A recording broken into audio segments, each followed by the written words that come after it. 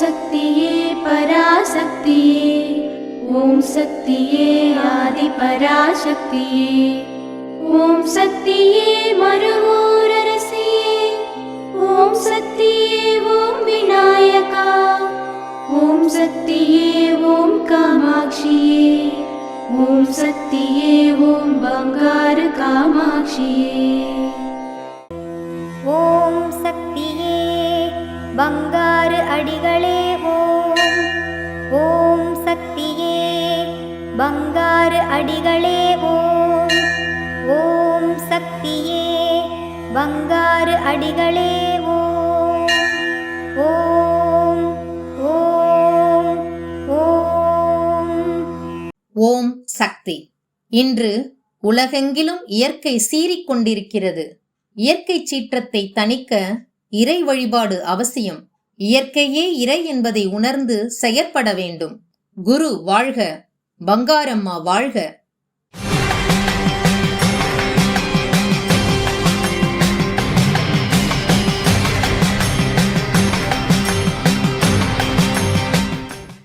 அன்னையின் அருள்வாக்கு. 3 ஆண்டுகளுக்கு ஒரு முறை ஆன்மீக மாநாடு நடத்திய போது அழிவுகள் இல்லை என்பதை நினைத்துப்பார். மிகப்பெரிய அளவில் ஆன்மீக மாநாடுகள், மிகப்பெரிய அளவில் பூஜைகள், கூட்டு வழிபாடுகள் நடத்த வேண்டும். அவ்வாறு நடத்தினால் அழிவுகள் குறைய வாய்ப்புண்டு.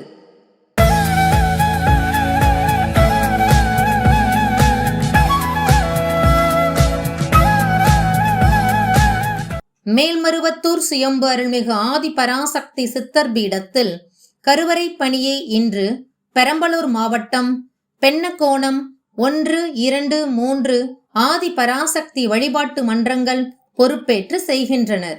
நாளை பங்குனி பௌர்ணமி விழாவினை நாமக்கல் மாவட்டத்தைச் சேர்ந்த சேந்தமங்கலம் ஆதி பராசக்தி சித்தர் சக்தி பீடத்தினர் பொறுப்பேற்று செய்ய உள்ளனர்.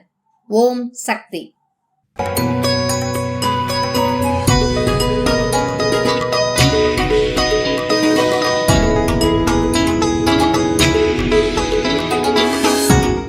ஓம் சக்தி. குருவடி சரணம், திருவடி சரணம். பரம்பொருளான பங்காரு அம்மாவின் பாத மலர்களை பணிந்து வணங்கி பேச தொடங்குகிறேன். ஓம் சக்தி. என் பேர் ஐயப்பன். நான் தஞ்சை மாவட்டத்திலேருந்து வரேன். தஞ்சை மாவட்ட வேள்வி குழு தொண்டர். சித்ரா பௌர்ணமி வேள்வி தொண்டுக்கு வந்திருக்கேன்.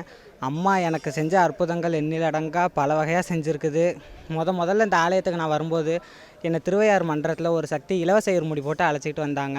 இன்னமும் சரி, அந்த மன்றத்துலேருந்து எல்லோரும் எனக்கு இலவச இருமுடி போட்டு தான் இந்த ஆலயத்துக்கு அழைச்சிட்டு வராங்க. ஏன்னா அந்த அளவுக்கு நான் தொண்டு செஞ்சுருக்கேன்.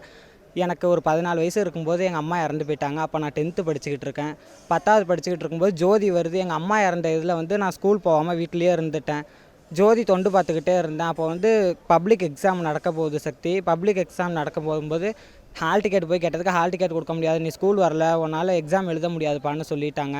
நான் அம்மாட்ட வேண்டிக்கிட்டேன், அம்மா நான் உனக்கு ஜோதி தொண்டு பார்த்துருக்கேன், எனக்காக நீ இந்த ஒரே ஒரு உதவியை பண்ணுமா, என்னை எப்படியாச்சும் வாழ்க்கைக்கு அடிப்படை மூலாதாரமே 10ஆம் வகுப்பு பொதுத் தேர்வு தாம்மா, அந்த பொதுத் தேர்வை எப்படியாச்சும் என்னை எழுத வச்சிருமா அப்படின்னு அம்மாட்ட நான் வேண்டிக்கிட்டேன்.